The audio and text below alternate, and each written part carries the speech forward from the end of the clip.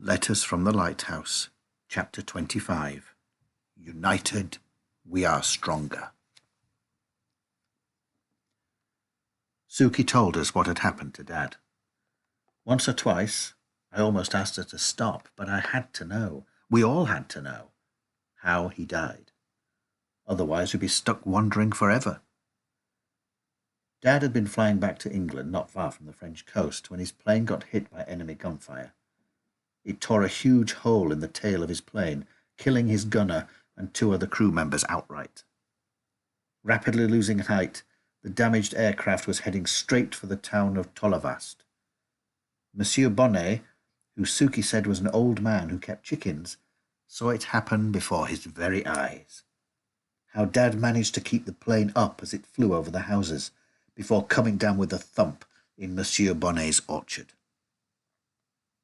The most heartbreaking part was that Dad walked away from the crash. He surrendered himself to Monsieur Bonnet, who'd gone running down the orchard to help him, not arrest him. But there were injuries inside Dad that weren't obvious straight away. He made it as far as the kitchen of the farmhouse. He even started to drink a cup of brandy and was telling Monsieur Bonnet in his schoolboy French about his family back home.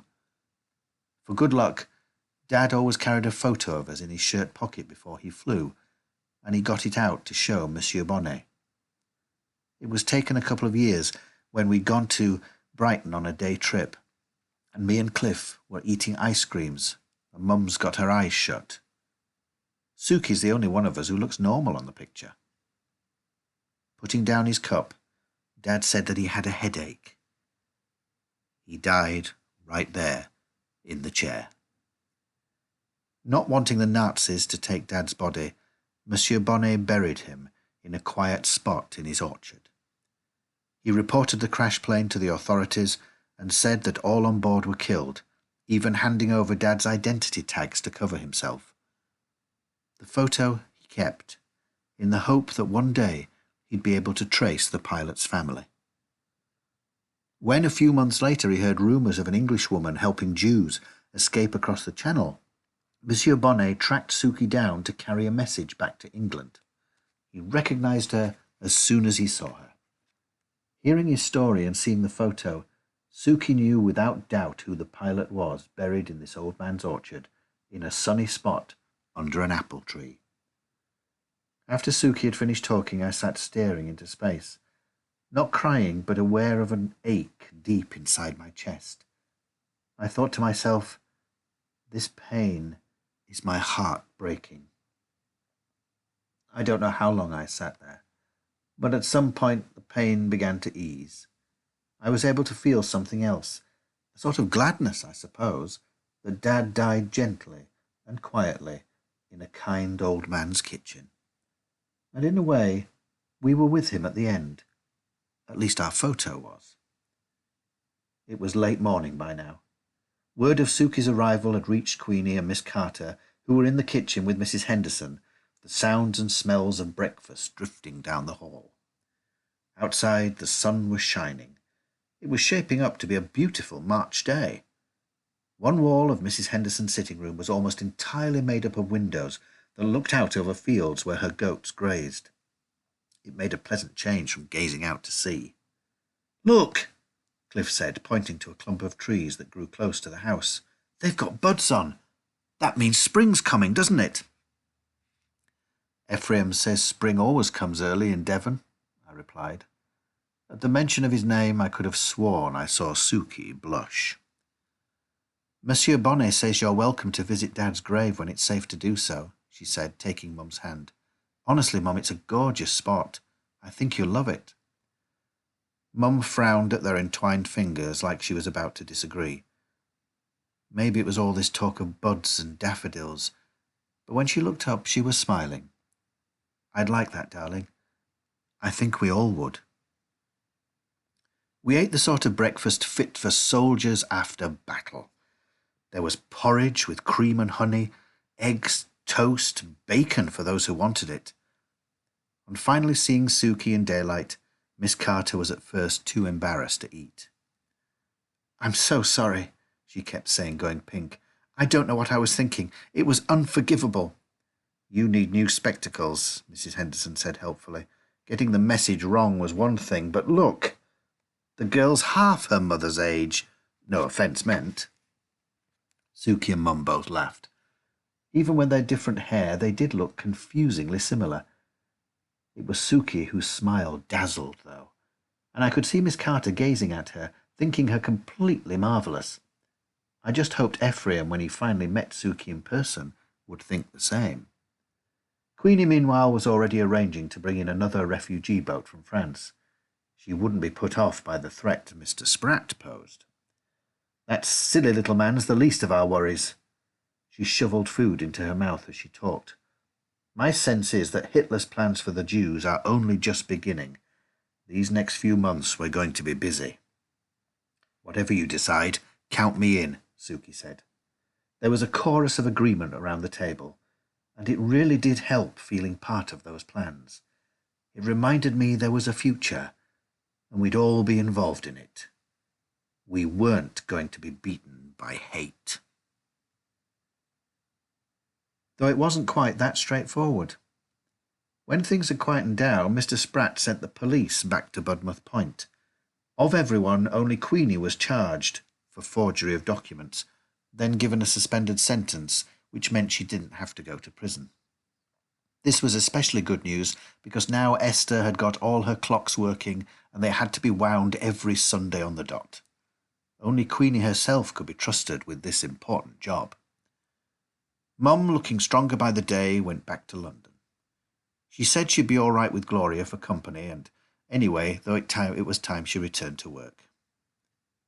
We didn't ask if she'd gone back to the office in Shoreditch. That sort of thing was secret.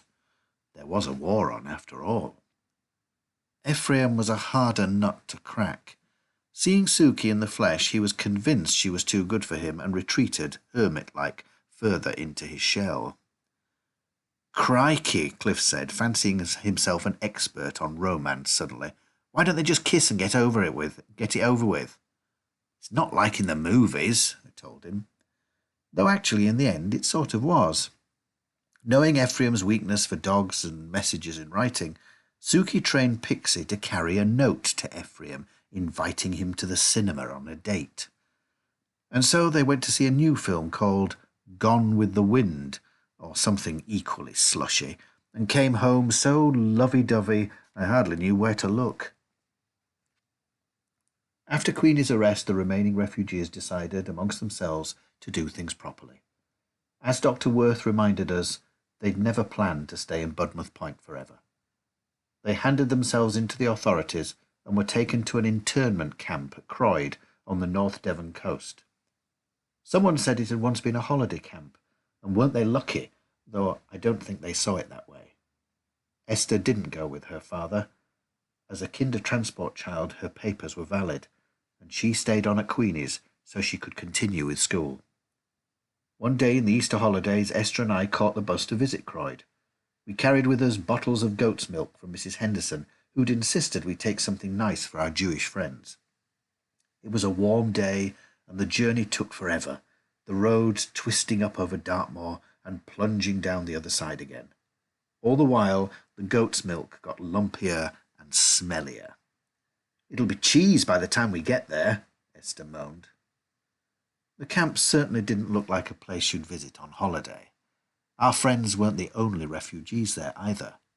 In total, there were 80 or more who'd fled Hitler. Though it was on a cliff top overlooking the sea, it was dusty and run down and surrounded by a barbed wire fence. But only a low barbed wire fence, Dr. Worth pointed out. We're no security risk to the English. We hate Hitler as much as you do. In fact, he told us, some of the refugees were joining what was called the Pioneer Corps, where they'd be doing special war duties for the British against the enemy. Seeing how overjoyed Esther was to be with her father brought tears to my eyes. It was wonderful to see the others too, who hugged us and said hadn't we grown and made us eat apple cake and thanked us for the lumpy milk. Inside the camp were rows of wooden huts where everyone lived. They'd hung scarves at the windows and spread bright blankets on their beds in an attempt to make things more homely. Mr. Schönman had set up a bread oven bake special loaves every Friday for Sabbath.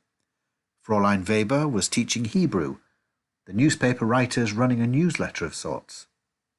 Mimi Schönman and her sisters Anna and Rosa had made the most amazing treehouse in a hollowed-out ash tree. "It could be worse," Frau Berliner said, forcing a smile. It wasn't their home, though. It felt unfair to see these people we'd tried so hard to help still living in a way they didn't deserve. Later, on the bus back to Budmouth Point, Esther said the news from Austria wasn't good. Father believes they got away just in time. There are Nazi camps now that people don't come back from. They're being rounded up and sent away by train. Not just a few people, Olive, but thousands at a time. He doesn't think we'll return to Vienna. When the war's over, we're going to live in America." She didn't seem in the least excited at the prospect. She sounded exhausted. We were quiet for the rest of the journey. As the bus turned off the main road for the coast, I sat up a little taller in my seat. "Look at the lighthouse," I nudged Esther. "Isn't it beautiful?" Today, in full sunlight, you could see its red and white stripes beginning to show through the peeling grey paint. Mr. Spratt had wanted it repainted, but this time no one volunteered. "A beacon to guide the lost to safety," Miss Carter once said about the lighthouse. Sitting here with Esther Worth, it felt as if I'd found safety. One of us at least had her dad back. I, meanwhile, had Suki, Mum, Cliff. The rest of Budmouth Point I was just beginning to get to know. As our bus made its lazy way down the hill, I felt a pang of love for this funny little village by the sea that I now called home. That night after supper, I was too tired to even open my book. "Go to bed," Suki ordered. "I'll do the washing up." Thinking what she really wanted was some time alone with Ephraim, I dutifully went downstairs to our room, where Cliff was already fast asleep, Pixie at his feet. Getting into bed, I wasn't expecting to fall asleep. As I lay there, I spotted my seashell on the windowsill and thought how I didn't really listen to it these days. Not when I could hear the real sea sighing and swooshing over the rocks below. It never sounded like that inside the shell. To my great surprise, my eyelids were soon heavy. Quite quickly I grew sleepier, my mind flitting between Esther, the yellow stars, Ephraim's logbook, Mum, all that had happened since we'd come to Budmouth Point. I still didn't understand everything. People, it seemed to me, were much harder to crack than codes.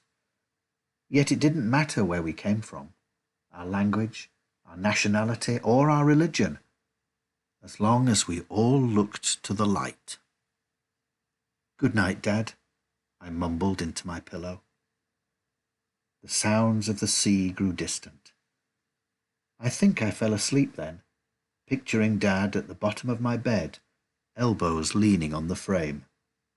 Or maybe I was still awake. All I know is what I heard, the sound of his voice, so clear he might have really been here. "Nighty-night, old girl. Sleep tight." Which, for the first time in ages, I did.